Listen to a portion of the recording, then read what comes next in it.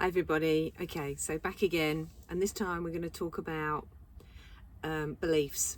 So I've called this video at the heart of your beliefs possibly might be a big fat lie. And so I just wanted to talk about how we accumulate those beliefs, and then they predominantly come from those first 10 years of life. We are not thinking beings until we get to about 6 or 7, and so we are being imbibed, programmed, brainwashed, groomed to think certain things about ourselves, about the world, about where we live, the planets, all of it. We have been conditioned to believe certain things. A lot of it isn't true. A lot of it we make up ourselves because no one actually comes and says. Sometimes they do, but sometimes they don't always say you're not worthy, you're not lovable. But that's what's implied if you never got any attention. If no one was really there for you, if no one gave you any attention, or didn't allow you to feel what you felt, or didn't comfort you when you were sad, you imbibed the impression that you have to do this all on your own. There's no one there for you. My parents don't care about me. Now, back in the day, which is my era, we were seen and not heard. And if I'd gone to my parents, God bless them, they're lovely people, but they lived in a world where children were not tended to believe. They didn't have a lot of, they weren't respected. And so if I went and said so-and-so did so-and-so, they'd ask me what I did wrong. And so I got the impression that it's all my fault, it's my responsibility, and I'm a bad person. So that's just how it was. And we have to, what do we have to do? We have to wake up to that.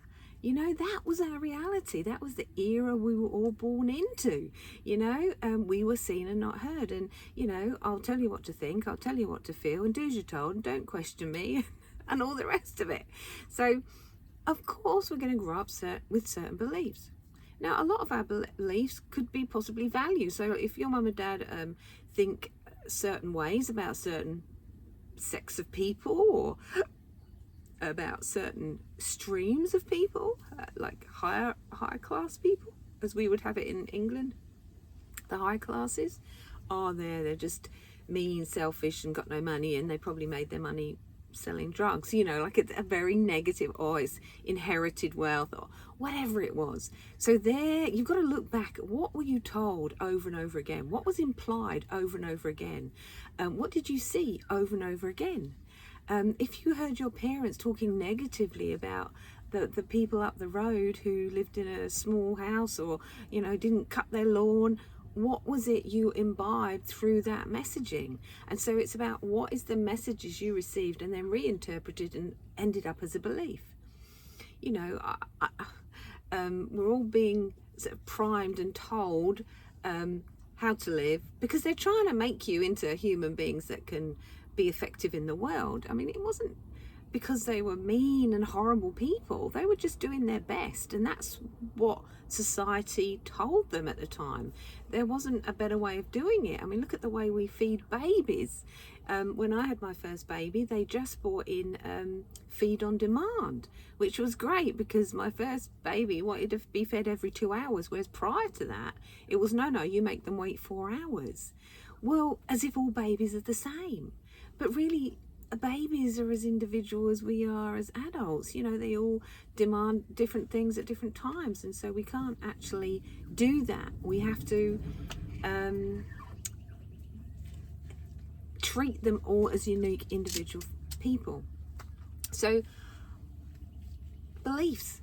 So that's why I put belief has got L-I-E in the middle of it, you know. So I was brought up to agree to certain things, such as I felt, because my mum was busy, my dad was busy working 7 days a week, my mum was busy trying to put food on the table, there wasn't a lot of time and attention for us all. She had 4 kids, and so I grew up thinking I wasn't worthy, I'm not lovable, I'm insignificant, I'm unimportant.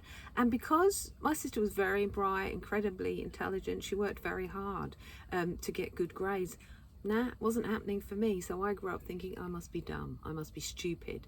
Now, I don't think I'm alone in that. I think that's the messaging we got. I remember wanting something for Christmas. I only wanted this one thing, and my mum couldn't get it. She told me she couldn't get it. I was only young, 8, and I was so disappointed. And I remember thinking, that's another talk we can talk about, how we make agreements with ourselves. Well, that's it. I never wanted to feel disappointed again, so I never wanted anything else. I'm never going to want anything ever again, because I never get what I want. So there's a belief there, I never get what I want. And I had to rewire a lot of these negative beliefs because they weren't working for me. Although I grew up, healthy-ish in terms of, I got married and had kids, and I worked, and I was quite stable in some respects. I wasn't prone to depression or anything like that, but I knew there was something not quite right. And until something really kind of bad happened, I didn't really do anything about it, which again is just human beingness. That's what we're like, until we're on the floor, and then we realize, oh, what do I believe? What am I thinking? And so I want you to think about, what are the beliefs you took on board as a young person, and what are the beliefs about yourself, about the world. Let's face it, in geography and history, we're taught the world is round, that the sky is endless, and like all these things we got taught. Is any of that true? Does it come from limiting beliefs? Okay, so that's something to talk about, isn't it? Like, what is true? And what we were told, we never questioned it. We just believed it, didn't we? We just believed it all. We weren't taught to really, I remember not really learning to really think things through until I went to uni. And I think university really challenges the way you think about things, because you had to look at things from different perspectives. Whereas before that, there was just one perspective, and it was either good, bad, right, wrong. It was very black and white. And we are kind of, this is wrong, that's right. And of course, if I'm only approved of, if I do the right thing, whatever that is, if I'm a good girl, then I'm people pleaser. And if I get judged because I don't, perfectionism. I think a lot of these things are symptoms of trauma. Not being able to say no, not having healthy boundaries, not even realizing I was allowed to have a boundary. And that's because when we're growing up, I wasn't allowed to say no. If my mum said, go clean your room, I'd have got a thick ear. She probably wouldn't have. She would not have been happy, and I would have felt abandoned, rejected, and not loved. So I better do as I'm told. And of course, I got to a certain age and I rebelled, like most young people do. And that's a good thing. That's not a bad thing. I have my own individual requirements and wants and desires, and I actually didn't care what she wanted. I didn't care what she wanted me to do. Sometimes I didn't do it. And I do think, that is kind of more of a healthy thing to be doing than just abiding by everything your parents say to you. You have to individuate and realize you're a separate person, and you have to live life on your terms, because if you don't, so for example, those people that were taught that same-sex attraction is wrong and bad, and if you want or do that, then you are bad and wrong. And look at the harm that did to people. We'd throw people in prison if they tried to kill themselves. That's how we dealt with mental illness.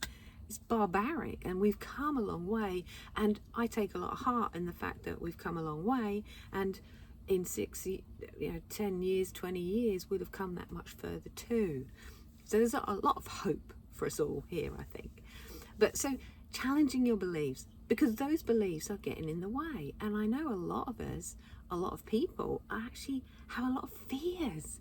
There is fear about you. Look outside the world, you see how it's all going, and you see what's happening, and we are filled with fear, and we are allowing that fear to get in the way of us being the people we want to be, doing the things we want to do. And so challenging, what are your beliefs, and what are they limiting you to believe about yourself, about what you can do and what you can't do. And so I've been doing that for probably the last 30 years now, and I am finally, it takes us sometimes a long time, living life on my terms. I had this, we're traveling at the moment around Australia, which is absolutely fantastic. I'm having an absolute whale of a time. But there's, this nagging thought that, maybe I should be, I haven't got any grandkids, so thankfully I haven't, I don't feel bad that I'm not being there for them. But, my kids are all grown up, they're all in partnerships, and all living life on their terms. But there's also this sort of background noise that says, oh, you know, I should be at home. You know, my mum was very good at being the matriarch. She's always there for her kids, and she totally dedicated her life to helping us as her children and her grandkids. She would come and babysit for me every week, and while she was there she would do the ironing.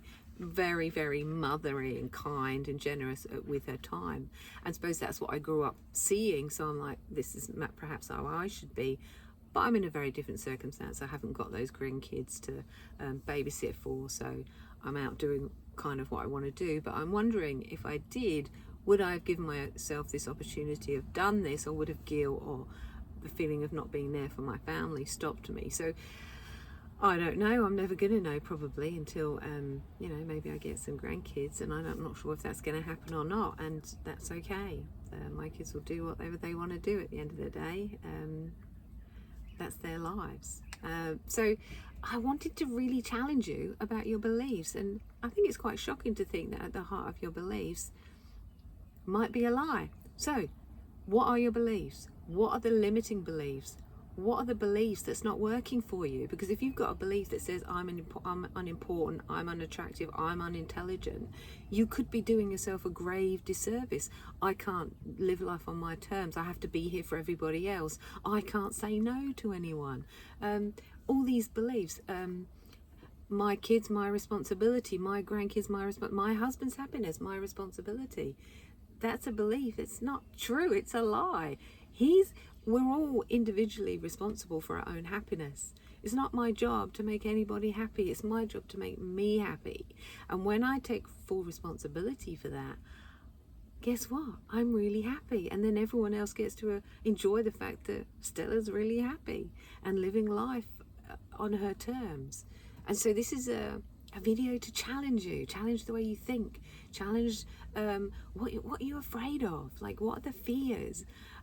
What are the worries? What are the concerns? What would happen if you just did what you wanted? And I suppose the biggest question is, what do you want? Did you ever give yourself permission to just ask, what do I want? What do I want my life to look like? Who do I want to be? These are wonderful questions. You know, the unexamined life is a life not worth living.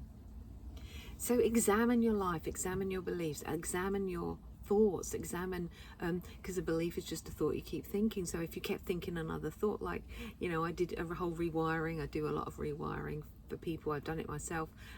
So I turned those thoughts around, those beliefs that I'm not worthy, I'm not intelligent. I am. I can do anything I want to be. It's okay to have healthy boundaries. It's okay to say no. It's safe for me. You know, I had to make it safe for me to say no, because as a child, it's not safe for me to say no. I had to say yes so I could stay safe. And so some of these things you have to rewire into that subconscious belief that, oh, it's not safe for me just to not take responsibility. So it's safe for me to not take responsibility for everyone. And that's another rewiring you can do, not just I am, but also I choose to believe it's safe for me. And that's another whole thing that, you know, if you write that down, I choose to believe it's safe for me to think about what I want, to do what I want, to be who I want to be, to say no to things, to say yes to things. Anyway, just food for thought. Let me know what you think. Until next time.